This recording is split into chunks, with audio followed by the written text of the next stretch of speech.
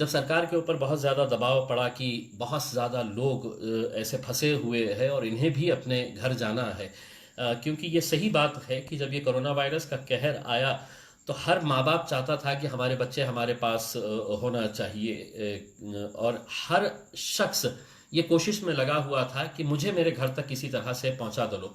ये कितने अफसोस और शर्म की बात है कि जब हम सोशल मीडिया के ऊपर ऐसी ऐसी तस्वीरें देखते हैं कि जहां पर साइकिल के ऊपर एक बुजुर्ग माँ को एक शख्स कई 100 किलोमीटर का सफर तय करता है, साइकिल के ऊपर एक बुजुर्ग अपनी माँ को लेकर जाता है, राजस्थान पहुंचाता है।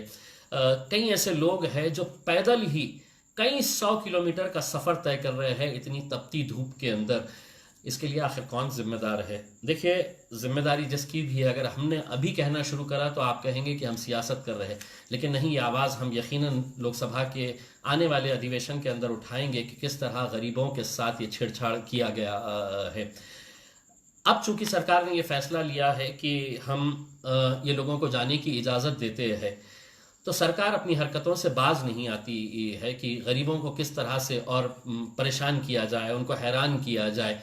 जो कंडीशंस लगाई गई है कि अगर आपको अपने गांव जाना है, अपने शहर जाना है, तो आपको महज सिर्फ इतना नहीं करना है कि आपको अपनी गाड़ी अरेंज करना है, आपका मेडिकल टेस्ट करवाना है। अगर आप ओके अगर है मेडिकल सर्टिफिकेट में, अगर आपका ओके आ जाता है, आप गाड़ी में बैठिए और चले जाइए। नहीं, लेकिन उसका भी एक प्रोसीजर तैयार किया गया है उन गरीबों के लिए जो अभी खाने के मोहताज है, जिनके पास अनाज के लिए भुखमरी से वो इतने परेशान है, और सरकार उनसे कहती है कि ठीक है, हम तुमको पासेस देंगे, लेकिन आपको वो पूरा प्रोसीजर कंप्लीट करना पड़ेगा। आप देखिएगा जो डिटेल्स डाली गई है कि अगर किसी को अगर पास निकालना है कि मुझे यहाँ से लखनऊ जाना है, दिल्ली जाना है, पटना जाना है, हैदराबाद जाना है, तो मुझे सिर्फ जाके मैं एक फॉर्म भरूं और पास मिलेगा, ऐसा नहीं है। उसके अंदर सरकार ने ये कहा है कि आपको पासपोर्ट साइज की अपनी फोटो जोड़ना पड़ेगा। अब कहाँ पे है, कौन से फोटो स्टूडियोज चालू है? अगर किसी के पास नहीं है फोटो तो वो क्या करेगा? आपको आधार कार्ड चाहिए। क्यों, कोई बैंक का लोन ले रहे हैं? आधार कार्ड किस लिए चाहिए है? अगर मैं अपने गांव जाना चाह रहा हूं, मैं अपने शहर जाना चाह रहा हूं, तो इसके अंदर ये प्रोसीजर्स क्यों? संस्थेचे प्रमाण पत्र, यानी कि आप जिस जगह पे काम कर रहे हैं उसका प्रमाण पत्र, कंपनी का आईडी दीजिएगा, नोंदणीकृत डॉक्टर जो है, जो रजिस्टर्ड डॉक्टर है, उनका सर्टिफिकेट, हाँ, ये सर्टिफिकेट होना बहुत ज़रूरी है। तो ये सब चीज़ों की फॉर्मेलिटी करना। अब इंसान को एक अपने घर जाने की जल्दी पड़ी हुई है और सरकार ऐसे ऐसे कंडीशंस डाल रही है। एक ईमेल आईडी दे दिया गया है कि आप ऑनलाइन जाइए, और ऑनलाइन जाकर आप http covid19.mhpolice.in, अब ये इसके ऊपर जाइए और अपना फॉर्म भर दीजिएगा। मुझे ये बताइएगा कि सिर्फ महज औरंगाबाद के अंदर करीब, एक अंदाजे के अनुमान के हिसाब से, करीब 1,500 से 2,000 ऐसे मजदूर लोग हैं, ऐसे कामगार लोग हैं जो उत्तर प्रदेश से ताल्लुक़ रखते हैं, या बिहार से ताल्लुक़ रखते हैं, या झारखंड से ताल्लुक़ रखते हैं। ये कब जाएंगे वेबसाइट के ऊपर, और वेबसाइट के ऊपर जाके ये प्रोसीजर कब कंप्लीट होगा?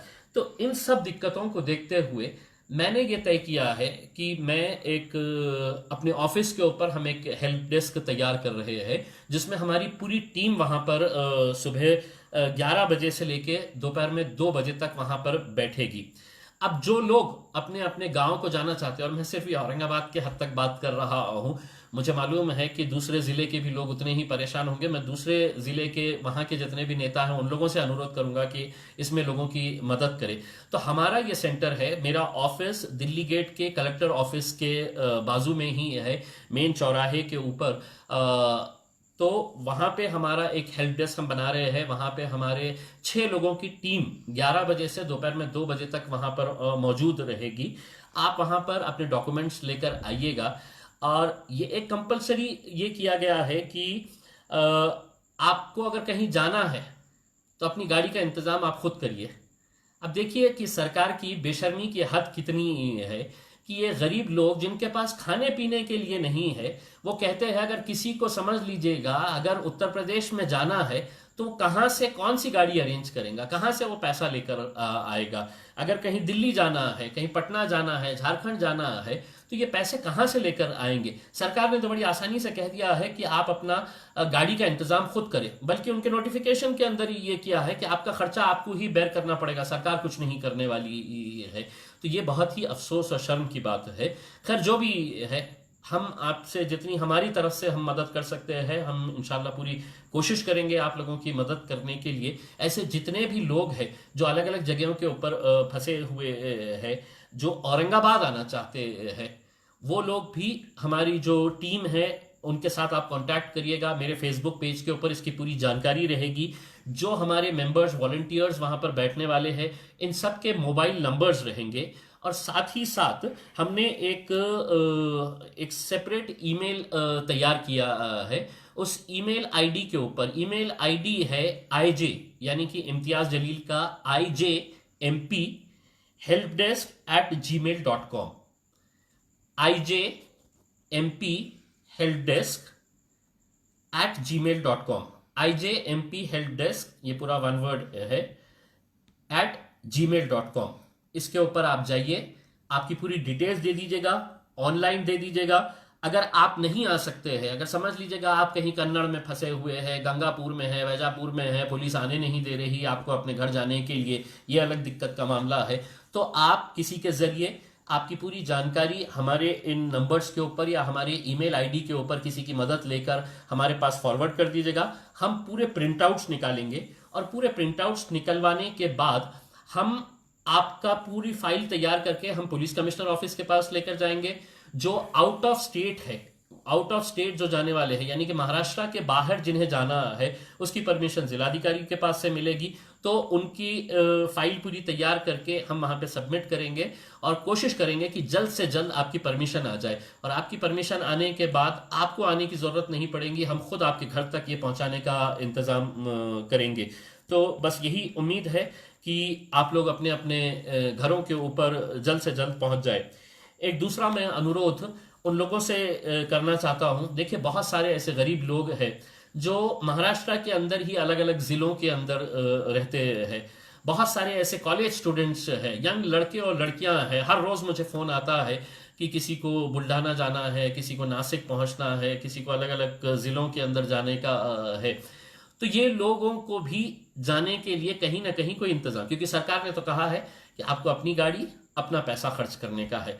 तो मैं औरंगाबाद में रहने वाले उन तमाम लोगों से हाथ जोड़कर यह विनती करना चाहूंगा कि जिनके पास 4 व्हीलर्स है, आपकी गाड़ी वैसे भी नहीं चल रही है, लॉकडाउन का सिचुएशन है, मेरे पास जितनी गाड़ियां हैं मैं मेरी पूरी गाड़ियां लगाने वाला हूं। अगर आप अपनी गाड़ी अगर इस नेक काम के लिए अगर हमें देते हैं अपने ड्राइवर के साथ, तो वो गाड़ी का नंबर भी आप हमारे इस हेल्प डेस्क के ऊपर दे दीजिएगा। आपका ड्राइवर रहेगा। अगर समझ लीजिएगा कि 4 बच्चियां हैं जिन्हें हमें अहमदनगर तक पहुंचाना है, कोई गरीब बच्चे हैं जिन्हें हमें जालना का परभनी तक पहुंचाने का है, इसके लिए गाड़ियां लगने वाली है। वरना सरकार परमिशन दे देगी और कहेंगी कि अब तुम जाओ, परमिशन से पैदल जाओ, साइकिल पे जाओ, काय पे भी जाओ करके, लेकिन ये हमारी जिम्मेदारी है। तो तमाम वो लोग जिनके पास 4 व्हीलर्स है रखी हुई, कम से कम इस नेक काम के अंदर आप हाथ बटाइए। आपकी गाड़ी का नंबर, आपके ड्राइवर का नाम अगर आप इसी ईमेल आईडी के ऊपर IJMP helpdesk@gmail.com के ऊपर अगर आप देते हैं,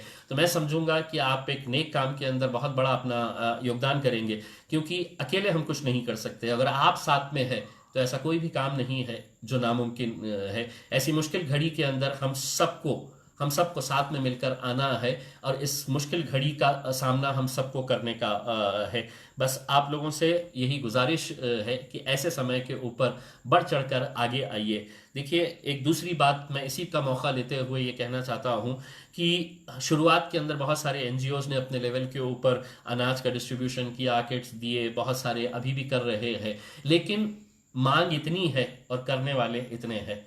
अगर आप थोड़ा सा योगदान अगर करेंगे, किसी के भी, जिस कोई NGO काम कर रहा है, अनाज बांटने का काम कर रहे हैं, हम खुद काम कर रहे हैं मेरे ऑफिस के ऊपर से, आप कुछ नहीं, पैसा नहीं किसी को दीजिएगा उसमें, आप उनको पास अनाज पहुंचा दीजिएगा, किसी को गेहूं दे दीजिएगा, चावल दे दीजिएगा, आपकी तरफ से हम बांटने का काम करेंगे। या हमें नहीं तो आप किसी भी एनजीओ को जो एक नेक काम के अंदर हिस्सा ले रहा है, उसको आप अनाज पहुंचाने का काम करिएगा, क्योंकि बहुत सारे लोगों तक पहुंचने का है और करने वाले बहुत ज़्यादा लोग नहीं है। अगर आप हाथ बटाएंगे, अगर आप साथ देंगे, तो यकीनन हम ये काम को बहुत आसान कर सकते हैं। एक बहुत अच्छा काम है और मुझे यकीन है कि औरंगाबाद की जनता, औरंगाबाद ज़िले के अंदर जितने भी लोग हैं वो अपने अपने घरों तक पहुंच जाएंगे अगर आप लोगों का साथ रहा। बहुत बहुत धन्यवाद। Thank you.